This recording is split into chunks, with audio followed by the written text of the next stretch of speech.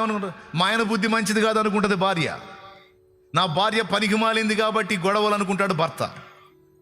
విచిత్రం ఏంటంటే ఇద్దరు మంచోళ్లే, కానీ మధ్యలో వాడు చేరాడు సైతాన్. దురాత్మలు చేరినాయి, కయ్యాలు పెట్టేదయ్యి. అన్ని పనులు ఒకే ఆత్మ చేయదండి. మనుషులలో లైంగికేచ్ఛలను రెచ్చగొట్టే దయ్యం ఒకటి ఉంటుంది, అల్లర్లు పెట్టే దయ్యం ఒకటి ఉంటుంది, ఆత్మహత్యలకు రేపే దయ్యం ఒకటి ఉంటుంది, దుర్వ్యసనాలకు రేపే దయ్యం ఒకటి ఉంటుంది. దేని డ్యూటీ దాందే. మిలిటరీలో నౌకాదళం నేవీ, విమానదళం ఎయిర్ ఫోర్సు, అలా రకరకాల దళాలు ఉంటాయిగా, ఎవరి డ్యూటీ వాళ్ళదే. అట్లాగే వీడి దయ్యాలను కూడా విభజించాడు అన్నమాట. అన్ని దయ్యాలు ఒకే పని చేయవు, ఒక్కో దానికి ఒక్కో డ్యూటీ. కొన్ని దయ్యాలు మనుషుల్లో దుర్వ్యసనాలను రెచ్చగొడతాయి, కొన్ని మనుషుల్లో లైంగికేచ్ఛలను రెచ్చగొడతాయి, కొన్ని దయ్యాలు విపరీతమైన కోపాన్ని రెచ్చగొడతాయి. ఆ కోపం వచ్చినప్పుడు ఎంత పనైనా చేస్తారు వాళ్ళు. నియంత్రణ ఉండదు కోపంలో. తర్వాత చాలా బాధపడతారు. కోపం వచ్చింది, ఇంట్లో విలువైన సామాన్లన్నీ బాగా కొడతాడు. మళ్ళీ అవన్నీ కొనాలంటే మళ్ళీ అప్పులు చేయాలి వాడు. మళ్ళీ ముసుగేసుకొని కూర్చుంటాడు, ఆ ముక్కలు అయిపోయినాయని ముందు పెట్టుకొని. అంటే కోపంలో నియంత్రణ కోల్పోయిన పరిస్థితి. కొంతమందికి తరచు ఆత్మహత్యల ప్రేరేపణ. చావాలి చావాలి, చస్తే పోయిద్ది, ఈ వేదం తట్టుకోలేను అని తరచు చావును గూర్చినటువంటి ఆ ఆలోచనలు, అదొక దయ్యం.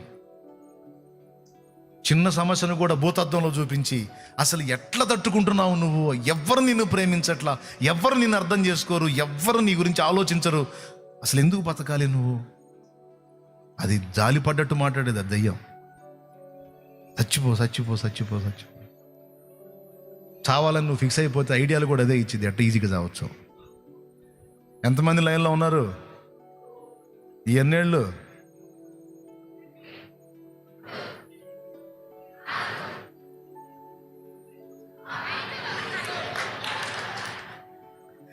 దేవునికి స్తోత్రం కలుగును గాక. హల్లెలూయా. దేని డ్యూటీ అదే చేస్తుందండి. అవి పిలుచుకుంటాయి, ఉదాహరణ ఒకటి పిలుచుకుంటాయి.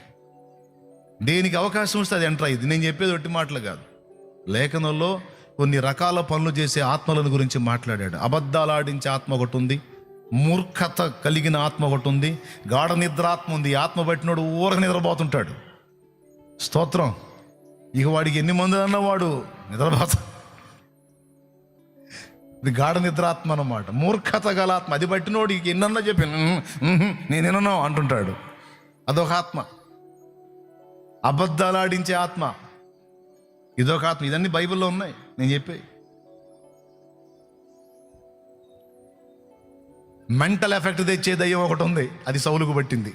అది పట్టినప్పుడల్లా పిచ్చి మాటలు మాట్లాడతాడు, కేకలేస్తుంటాడు అన్నమాట. ఇదంతా లేఖనం చెప్పిన సాక్ష్యం. ఉన్నాయి, రకరకాలు ఉన్నాయి. కొంతమంది ఏంటంటే ఈయన తేడా అని ఆమె అనుకుంటుంది, ఆమె తేడా అని ఈయన అనుకుంటాడు. కానీ కాదు, సమస్య వేరు, ఇంట్లో ప్రవేశించింది వేరు. భార్యో భర్తో కూర్చోవాలి దేవుని ముందు. దేవా, ఏం జరుగుతుంది నా ఇంట్లో? ఎందుకు నా ఇంట్లో సమాధానం లేదు? నీతిమంతుల గుడారంలో సమాధానం ఉండాలి కదా. సమాధాన పాత్రులం కామా మేము? చెప్పు నాయన, నా పాపమా, నా భార్య పాపమా, నా పాపమా, నా భర్త పాపమా? ఏం జరుగుతుంది? కూర్చో. ఉండగలిగితే ఉపవాసం ఉండు. ఉపవాసం ఉండలేకపోతే కనీసం ప్రార్థనన్నా పట్టుదలగా చేయి, గురి కలిగి చేయి. ఏదైతే విషయం ముందు పెట్టుకున్నావో దాని గురించి అడుగు నువ్వు దేవుణ్ణి. మరి ఆడకపోయినాక మళ్ళీ చంచలం కలిగిస్తాడు వాడు, రకరకాల విషయాలు, వేరే ఆలోచనలు. అట్లా కాదు. దావీదు గొల్యాతుని గురి చూసి ఒకే రాయితో కొట్టినట్టు ఒకే అంశాన్ని పట్టుకొని కూర్చో. దాని సంగతి తేలిందాక ఇంకో అంశానికి పోవద్దు. అర్థమైందని చెప్పింది. ఒకే అంశం పట్టుకొని కూర్చో, దాని సంగతి తేలిందాక ఇంకో దానికి పోవద్దు. లేదా మరి అన్ని కలిపి చేయాలి కదా అన్నయ్య అంటే, సరే ఎర్లీ మార్నింగ్ లేగుతావుగా, కొట్టు, అన్ని కలిపి కొట్టు. ఎర్లీ మార్నింగ్ రెగ్యులర్గా నువ్వు చేసే ప్రార్థనలు ఉంటాయి కదా, ఉదయం సాయంత్రం రెగ్యులర్గా చేసే ప్రార్థనలు ఉంటాయి కదా, అందులో నువ్వు అన్నీ అడుగు. అయిపోయిందా? ఆయన అడిగేసావా? దేవునికి అన్ని అంశాలు చెప్పావు కదా, అవి పక్కన పెట్టి ఇవన్నీ అయిపోయినాయి కదా ప్రభువా అని పొద్దున సాయంత్రం రెగ్యులర్ ప్రార్థన నువ్వు చేసావు అన్ని అంశాలు. కనీసం మధ్యాహ్నం పూట కూర్చో నువ్వు, నాయన అసలు మా ఇంటి సంగతి ఏందని నువ్వు నాకు చూపించు, ఇందులో ఏం జరుగుతుందని నా బయలుపరచు నా తండ్రి. ఎవరి తప్పు? ఏం జరుగుతుంది? నా ఇల్లు ఎందుకు ఇట్లా శాపగ్రస్తం అవుతుంది? మా బుద్ధిహీనత, లేకపోతే ఏదన్నా తాంత్రిక విద్య జరిగిందా, మాంత్రిక ప్రయోగం ఏమైనా జరిగిందా, డెవిల్ ఎఫెక్ట్ ఏమైనా పనిచేస్తుందా? ఎందుకు మేము ఇలా బలహీనపడిపోయాం? ఒకవేళ మంత్ర ప్రయోగాలు జరిగితే నీ బిడ్డలంగా మేమున్నాం, మా మీద అవి పారవు కదా. సో వాటి గురించి భయం లేదు. ఎవడు ఏ ప్రయోగం చేసినా వాడే చేస్తాడు, మాకే భయం లేదు. కానీ మేము కొనకొచ్చుకునే ఏమైనా ఉన్నాయా? మా బుద్ధిహీనమైన పాపాల ద్వారా, మా వెర్రిమొర్రి క్రియల ద్వారా మేము తెచ్చుకున్న దరిద్రాలు ఏమైనా ఉన్నాయా? మాకు బయలుపరచుతాను దేవుని ముందుకు వచ్చు. ఖచ్చితంగా అది అవుననో కాదనో నీకు దేవుడు స్పష్టపరుస్తాడు. స్పష్టత వచ్చిందాకా నువ్వు లేవద్దు, ప్రార్థన మానొద్దు. అదే అంశం కోసం నువ్వు ప్రేయర్ చేయాలి. ఉద్యోగ ప్రయత్నంలో ఉన్నావు, ఉదయం సాయంత్రం రెగ్యులర్గా నువ్వు చేసే ప్రార్థనలు నువ్వు చేస్తావు. ఒక టైంని దానికి కేటాయించి అచ్చంగా అదే అంశం కోసం ప్రార్థన చేయాలి. ఉద్యోగం నాకు కావాలి, నేను నా ఫ్యామిలీని ఎలా బతికించుకోవాలి నాకు తెలియదు, ఈ అంశం కోసం నేను చేస్తున్నా ఇప్పుడు. అది భర్త మారాలి, ఆయన రక్షింపబడాలి. ఉదయం సాయంత్రం చేసే అంశాలు రెగ్యులర్గా చేసాయి. భర్త కోసం అచ్చంగా ఆ పేరు దేవుని ముందు పెట్టి అతని సంగతి ఏందని కూర్చో. ఆ సంగతి అటో ఇటో తేలిందాక మాత్రం ఆ పట్టు వదలొద్దు. ఇక నువ్వు అప్పుల సంగతి అంటావా, ఇంట్లో గొడవల సంగతి అంటావా, ఇక నువ్వు ఏ ప్రయత్నం కోసం ఏ దాని గురించి నువ్వు అడగాలనుకున్నావో పర్టికులర్ అంశం విషయంలో మాత్రం నువ్వు మళ్ళీ అటు ఇటు పోకుండా ఆ పాయింట్ మీద కూర్చో నువ్వు దేవుని ముందు. ఎంతమందికి అర్థమైంది? మళ్ళీ చెదిరిపోవద్దు. అన్ని అంశాల కోసం చేయాలి కదా అన్నయ్య అంటే పొద్దున్న చేయి, సాయంత్రం చేయి, నీకు ఇంట్రెస్ట్ ఉంటే, దేవుడు నీకు ప్రేరణ ఇస్తే.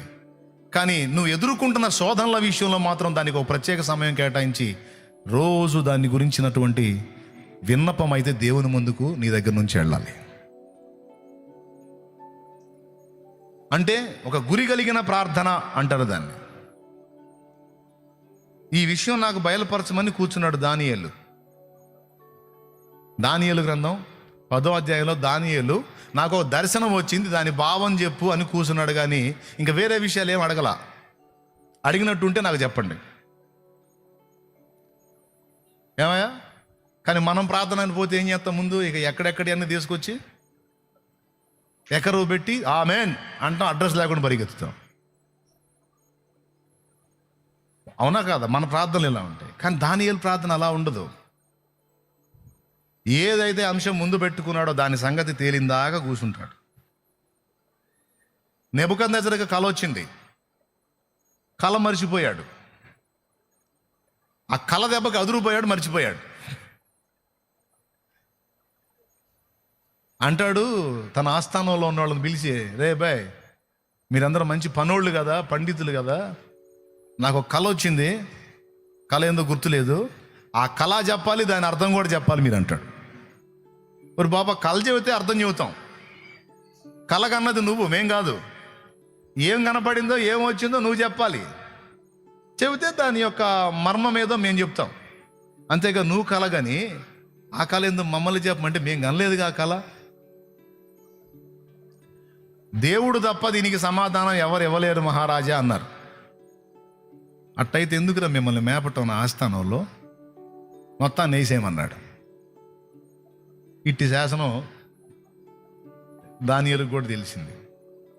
తెలిసినప్పుడు అధికారి దగ్గరికి వెళ్ళి రాజుగారు పర్మిషన్ ఇస్తే, కొంచెం టైం ఇస్తే రాజుగారు కన్నా కళ దాని భావం రెండు నేను చెప్తానన్నాడు దానియేలు. ఆ పర్మిషన్ తీసుకొని వెళ్ళి ఆ కళ దాని యొక్క భావాన్ని గురించి అడిగాడా, లేకపోతే ఎక్కడెక్కడ సంగతులన్నీ విజ్ఞాపన చేశాడా?